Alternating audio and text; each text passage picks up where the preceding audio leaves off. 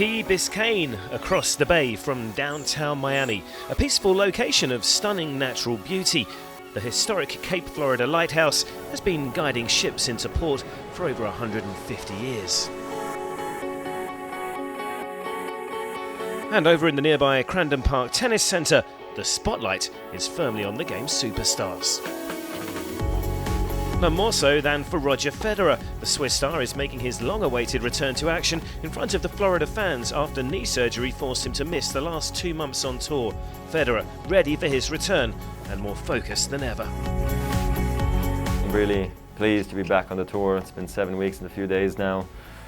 And yeah, it feels great to be back practicing with the best players and being in a draw again and talking about, a match rather than talking about rehab. It's been a good process. I kind of enjoyed it actually, if that makes any sense. But I'm just really pleased. I'm here now and can't wait for the tournament to start for me. Out on court Thursday didn't start well for the local contingent. Donald Young lost to Andreas Seppi in 3 sets in the opening round of Indian Wells and was again on the back foot in their rapid rematch. Nicely done. And Seppi moving on. Just a game away now. A set and a breakdown. There was no coming back from that for the Chicagoan. And that rather sums it up. It's a victory for Andreas Seppi. Somewhat muted applause inside the arena here. Tough day for Donald Young.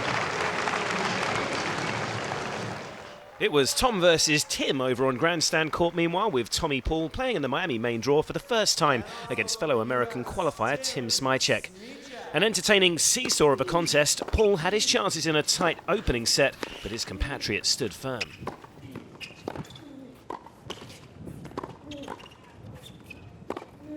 That's good work. Working over there, side to side. New Jersey native Paul was staring down the barrel, with Smyczek match points arriving in set 2.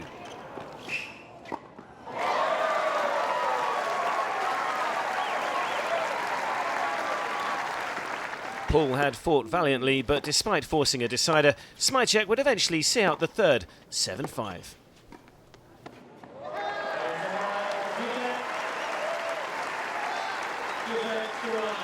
Smyczek through in 3 and will face another fellow American in round 2 with John Isner up next.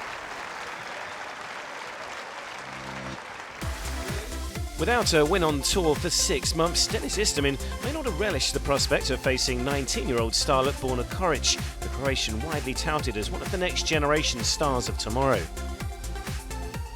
And from the early exchanges you can see why breaks were traded in the opening set, but ultimately the young Croatian would prevail. And a lot more in the affirmative for Coric as he dominates game 8. Does so with a little flair at the end, but ultimately he's able to distance himself from Istomin. Leads 5 games to 3. Yeah, nice disguise on that one, soft landing. Pretty good, got Istomin there hitting up.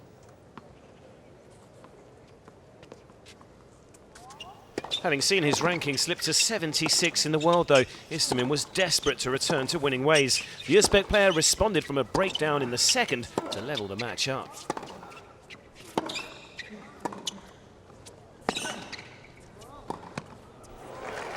Very sensible tennis from Istomin over the last couple of points. A hugely entertaining deciding set could have gone either way, and Coric was showing flashes of his burgeoning talent.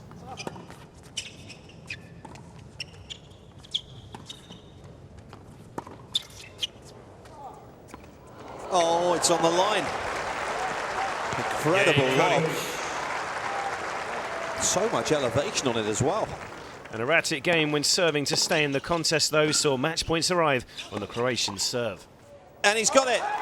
6 months it's taken for Denis Istomin since his last win on the ATP World Tour. That will taste very sweet indeed. So as the sun sets on another day in Miami, we await the sports superstars on Friday when round 2 will get underway at the Miami Open, presented by Itaú.